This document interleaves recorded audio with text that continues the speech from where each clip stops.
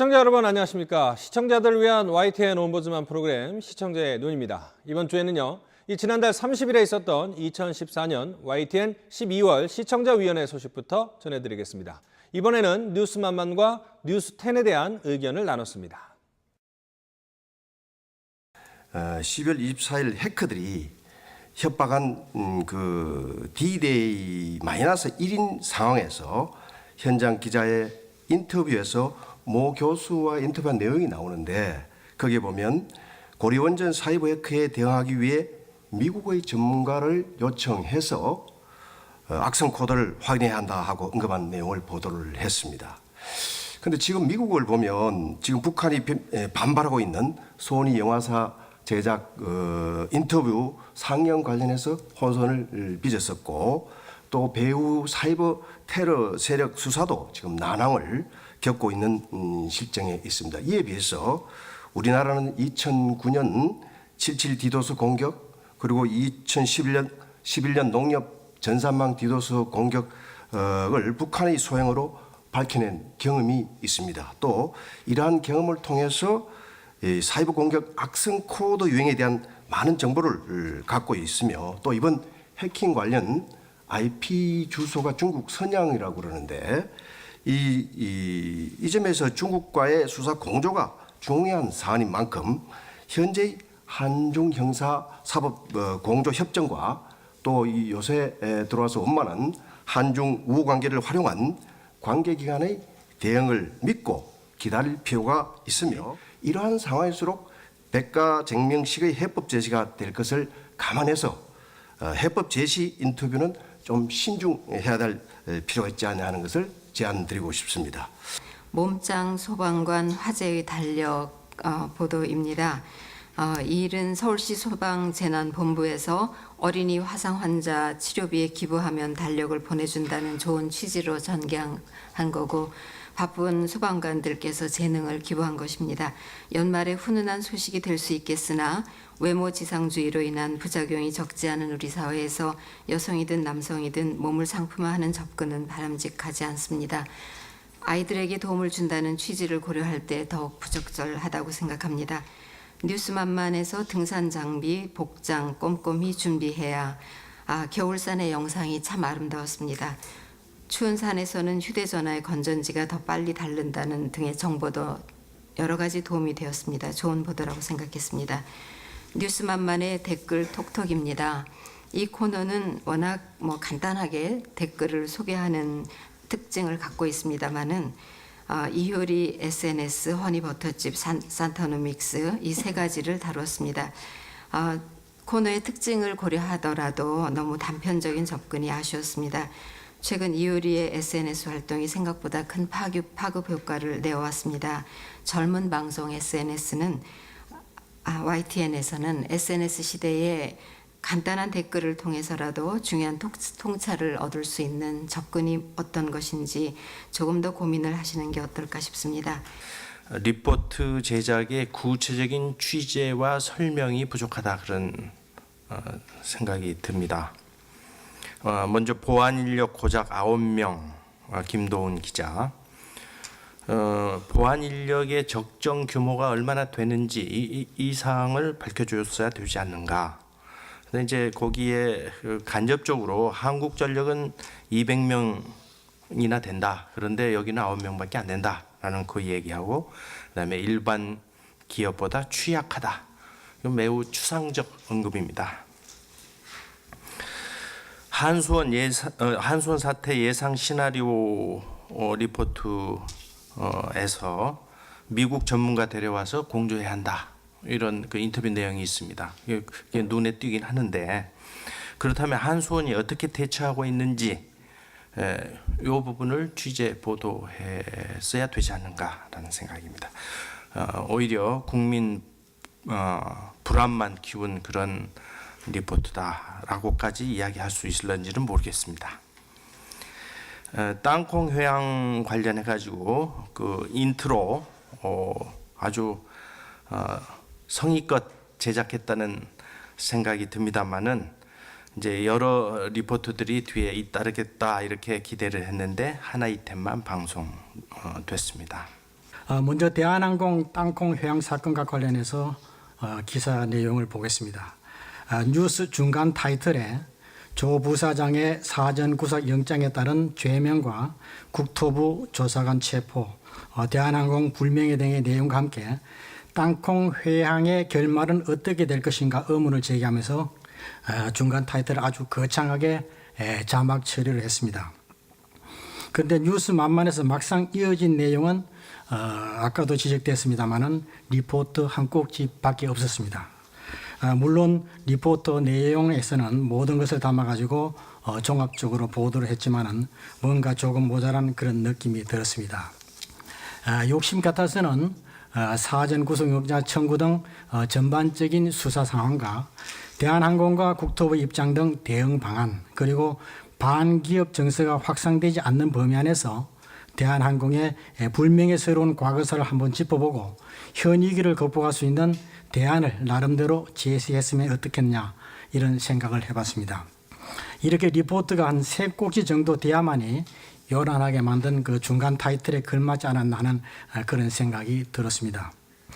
그리고 중간 타이틀의 자막도 소제목과 내용 사이의 글씨를 같은 모양으로 밋밋하게 나열시킬 것이 아니라 글씨 크기나 색깔 등을 구별해서 내보냈으면 시각적으로 내용을 이해하는 데 큰 도움이 됐을 것으로 봅니다.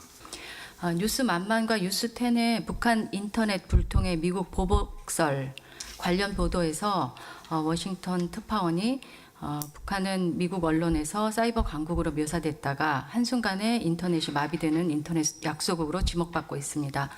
핵 문제나 인권 문제, 경제 문제와는 종류가 다르지만 북한은 널뛰기 보도의 대상이라는 점에서 동일한 추세를 보이고 있습니다. 라는 멘트를 하였습니다. 추세라는 단어는 일정한 방향으로 나아가는 경향이라는 의미가 있기 때문에 일반적으로 변화를 전제로 합니다. 그래서 증가 추세, 감소 추세 등의 표현으로 많이 쓰입니다. 그러므로 동일한 추세라는 표현은 적절하지 않은 것으로 보입니다. 뉴스 만만의 연초 개각설 탄력받나라는 보도에서 개각론이라는 단어를 썼는데 바로 뒤에 나오는 이주영 여당 복귀 원내 대표 경쟁 가열 보도에서는 연초 개각설이라는 단어를 사용하였습니다. 동일한 내용을 보도한 뉴스10에서는 개각론이라는 단어가 또 사용되었습니다. 특히 동일한 프로그램에 이어지는 보도에서 각각 다른 단어를 사용한 것은 시청자들에게 혼란을 줄 수 있다고 생각됩니다. 또 뉴스10에서 선양지역 집중 접속, 북연계성 거론이라는 보도에서 연계성이라고 하는 단어는 어떤 것이 다른 것과 관계를 맺고 있는 성질이라는 의미를 가지기 때문에 연계성은 연계 가능성이라는 표현으로 바꿔주는 것이 좋을 것 같습니다. 뉴스 자체는 그 사실 전달이 핵심이기 때문에 차별화하는 데 한계가 많지만 그렇다면 그런 상황에서 앵커의 강점이라든지 스타일이라든지 그런 부분을 좀 많이 살려서 또 프로그램 차별화 가능할 여지가 더 있지 않나 이런 생각을 좀 해봤습니다. 그리고 뉴스 만만의 경우에 이제 문화와 스포츠 뉴스 고정 편성을 주요 콘셉트의 하나로 잡고 있는데요. 지난 11월 24일의 경우에 스포츠 뉴스는 그 리포트 단 1개에 불과했습니다. 이날은 그 여자 프로농구에서 개막 최다 연승 신기록이 수립이 된 날인데요. 또 이런 것도 하나 좀 다뤘으면 어떨까 하는 아쉬움이 있었습니다. 또 이 밖에 뚜렷한 그 문화 뉴스도 없어서 개편의 취지가 조금 무색하지 않나 이런 그 생각이 좀 들었습니다. 뉴스 만만 타이틀에서 그 비디오 파일을 활용한 주요 뉴스 소개는 기존 뉴스에서 보지 못한 아주 산뜻한 시도였습니다.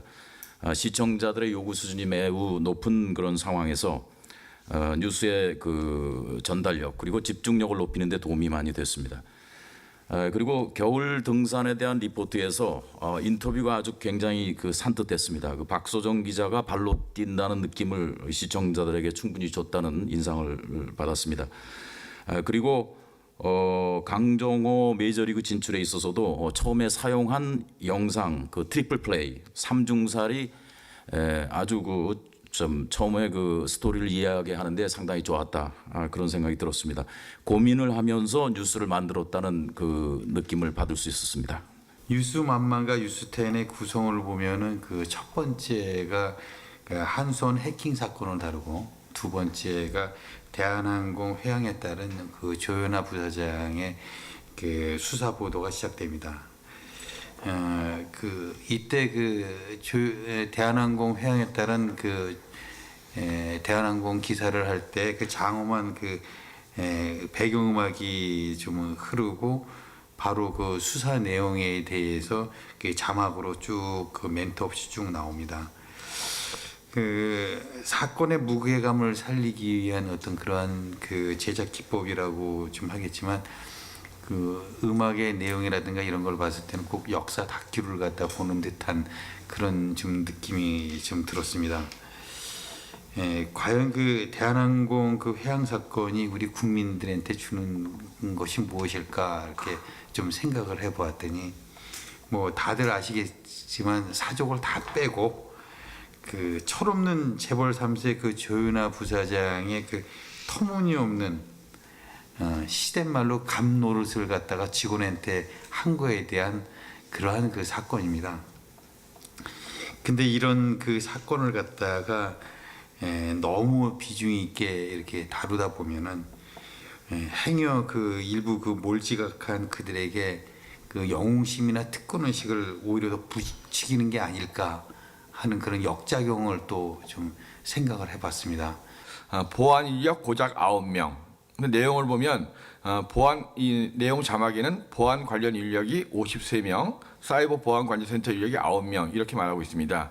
그 보안 인력이 200명에 달하는 한전에 비해 그럼 과연 이 한전의 200명은 보안 관련 인력인지 사이버 관제 인력인지 이도 혼동되어 왔고 또 추가로 5명을 추가 모집한다고 했는데 이 5명이 또 사이버 인력인지 아니면 전체적인 보안 인력인지 그래서 자막을 사이버 보안 인력 고작 9명 이렇게 표현해줬다면은 좀 혼동이 안 됐을 텐데 사이버하고 보안을 섞어 쓰다 보니까 정말 200명 대 9명인지 200명 대 53명인지부터 해가지고 계속 혼동이 왔습니다.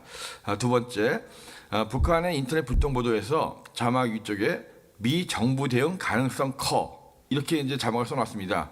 근데 기사 내용을 보면 미 정부가 개입한 것 같긴 하지만 가능성이 크다라는 근거가 과연 무엇일까 이런 생각이 좀 들었습니다. 이 위에 머리 기사를 미 정부 대응 가능성 있어 정도로 봤으면 좀 좋았을 텐데 너무 가능성 크다는 정도의 이 자막을 뽑으니까 상당히 좀 혼동이 왔었습니다. 그다음에 톡 댓글 아까 말씀하신 것처럼 이제 그런 조금 댓글이 많지는 않았지만 저는 그게 시청자들하고 교감한다는 쪽에서는 굉장히 좋은 방향을 일으킬 수 있고 젊은 사람들을 좀 같이 볼 수 있게 한다는 점에서 아주 저는 그거 좋게 봤었습니다. 근데 이제 처음에 이 뉴스 만만해서 조금 제가 말씀드리고 싶은 거는 뉴스가 끝나고 난 다음에 다음 뉴스로 넘어갈 때 하얀색 블럭이 막 쏟아져 나오면서 화면이 이렇게 바뀌는데 그게 조금 이렇게 굉장히 어색하게 다가왔고 근데 뒷부분에 가면은 다시 블럭이 좀 크게 나오면서 뉴스 만만 이렇게 글자가 나오는 게 훨씬 자연스러워 보였습니다. 그래서 앞에 부분에 있는 하얀색 블럭 글씨 없는 것만 나오는 것보다는 뒤에 글씨가 있으면서 이렇게 나오는 큰 글씨체가 참 좋겠다 그런 생각을 했습니다. 그다음에 거기 화면 중에서 보면 타입 붙이는 손이 너무 크게 나온다든가 또 같은 화면이 계속 여러 번 나오는 게 수류탄 뿌린 전직 부사관, 뭐 가방 시신 피의자 특징 이런 데서 같은 장면들이 여러 번 나오는 게 조금 불편한 그런 느낌을 받았었습니다. 그다음에 뉴스10은 제가 보면서 사실은 뉴스 만만에 비해서 굉장히 차별화됐을 거라고 기대를 굉장히 많이 하고 봐서 그런지 차별화가 그렇게 많이 보이진 않았었습니다. 그래서 여긴 2부처럼 차라리 그렇게 차별화하는 건 어떨까 이런 생각을 제가 잠시 해봤고 9시를 보고 10시를 똑같은 내용을 다시 본다는 거는 그렇게 크게 조금 어렵지 않을까 하는 생각을 했습니다. 한수원 해킹 북한 연계 가능성 뉴스에서 해커들의 주요 IP 접속지가 중국 선양이라고 보도하고 이 중국 당국의 협조 요청이 문제 해결의 관건이라고 마지막 문장에서 결론을 짓고 있습니다. 이 수사를 위한 해결책을 제3자에게 귀인해서 우리의 수사 능력이 다소 무기력하게 들리는 듯한 느낌이었습니다. 뉴스에서의 SNS 활용 문제입니다. 이유리 씨 쌍용차 광고 모델 건을 비롯해 몇 건의 뉴스에 대해서 트위터에 올라온 의견들을 제시하고 있습니다.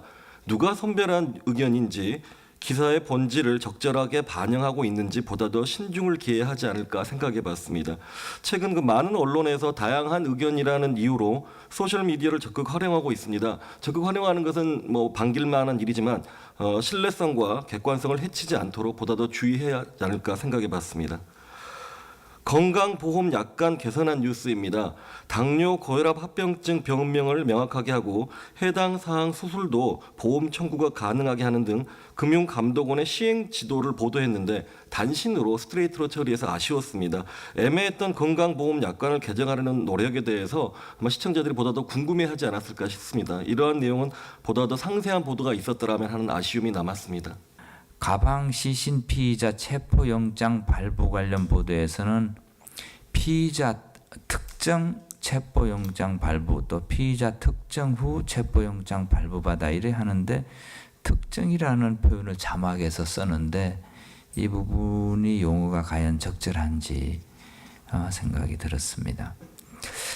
댓글 톡톡은 그날 이슈 가운데 논쟁 뜨거운 아이템을 선정해서 네티즌 의견과 함께 한 5분간 소개하는 프로그램으로 알고 있는데 5분에 3개 아이템을 하면 아이템당 1분이 넘기 때문에 상당히 긴 시간이라고 봅니다. 방송에서.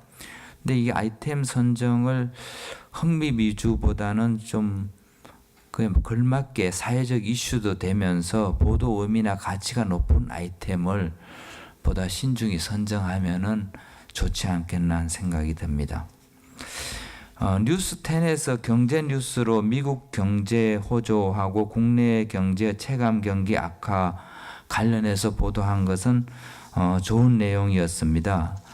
미국 경제의 사상 최대 호황 실적 시현한 요인에 대해서는 비교적 잘 정리해서 보도하였는데 국내 체감 경기 악화 이 부분은 요인을 좀 더 분석해서 보도했어야 되는 거 아니냐 생각이 됩니다. 그러다 보니까 소비자 심리 지수 쪽에만 얘기하다 보니까 추세는 좋았는데 또 기준 100보다 크면 낙관적이라 하면서 또 12월 지수는 102로 하는 이런 예가 있고 또 매출액, 서비스 매출액 이런 것도 하다 보니까 또 작년 통계를 금년 최근하면서 작년 통계를 인용하니까 또 적절치 않고 이런 사태가 있었던 것 같습니다.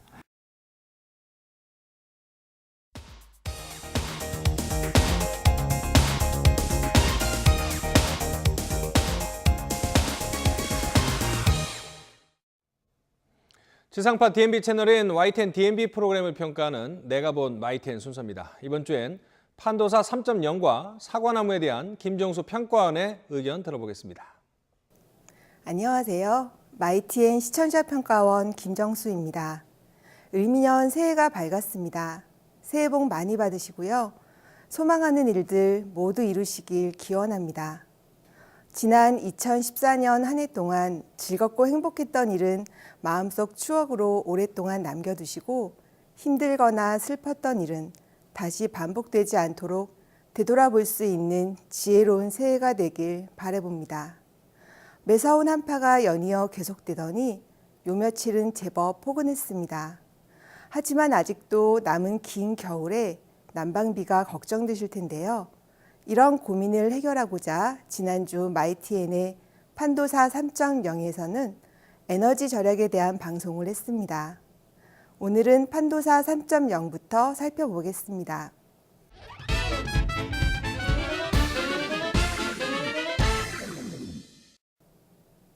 판도사에서 시작한 본 방송은 판도사 2.0을 거쳐 현재 판도사 3.0에 이르고 있습니다. 그동안 프로그램의 형식에는 몇 차례 변화가 있었습니다. 하지만 프로그램의 성격은 최근 방송 주제였던 스마트폰 즐기는 방법이나 겨울철 안전운전을 보더라도 알 수 있듯이 생활 상식과 지식을 알려주는 생활 밀착형 과학정보 방송으로서 변화먹고 쉽고 재미있으면서 유익한 내용으로 시청자들의 사랑을 받고 있습니다. 판도사 3.0은 한 명의 진행자와 3명의 패널이 하나의 주제로 이야기를 나누는 가운데 몇 가지 코너로 구성되어 있습니다. 지난주에는 겨울 다이어트의 절대 강자 에너지 절약이라는 제목으로 방송되었습니다. 방송은 크게 에너지 지키는 비법, 에너지 절약을 위한 사회적 노력, 캠핑 토크라는 세 부분으로 나눠져 있었습니다. 에너지를 지키는 비법에서는 열 손실을 차단하기 위한 방법으로 선풍적인 인기를 끌고 있는 에어캡을 소개하였습니다. 흔히 뽁뽁이라고 하는 붙이는 에어캡은 이제껏 많이 보고 들었지만 뿌리는 단열 스프레이는 처음 보는 방법이었습니다. 사용 방법이나 효과를 붙이는 에어캡과 함께 보여주어 새로운 정보를 제공해 주었다는 점에서 유용했습니다. 에너지 절약을 위한 사회적 노력에서는 에너지 절약 전시관에 있는 스마트 난방 시스템인 절약형 온수 분배기를 소개해 주었는데요. 에너지 절약을 위한 끊임없는 노력과 연구가 진일보하고 있는 모습을 눈으로 확인해 볼 수 있었던 시간이었습니다. 무엇보다 인상적이었던 것은 에너지 등급 표시 해독법이었습니다. 가정에서 사용하는 가전제품에 부착되어 있는 에너지 등급 표시 라벨을 보면서 등급에만 관심이 있었는데요. 그 밑에 작은 글씨로 1시간 사용 시 CO2 발생량이나 1년 사용할 경우 발생할 연간 소비 전력이 금액으로 환산되어 있다는 것은 몰랐던 부분이었습니다. 방송을 통해 잘 알고 이해할 수 있었고 이렇게 라벨을 제대로 이해하고 읽을 수 있으면 물건을 구매할 때 에너지 절약을 환기시킬 수 있다는 점에서 필요한 방송이었다고 생각합니다. 마지막으로 캠핑 토크에서 이어진 대화에서 에너지 빈곤층이 겨울을 보내야 하는 어려움에 대해 공감하고 성금이나 옷 전달 혹은 폐 휴대전화 기증으로 이웃사랑을 실천한 사례를 소개한 점은 우리 이웃에 대한 관심을 불러일으켰다는 점에서 긍정적인 평가를 하고 싶습니다. 사람들에게 재밌게 전해주는 과학정보 프로그램 판도사 3.0, 새해에도 변함없이 즐겁고 유용한 정보를 전해주시길 기대하겠습니다.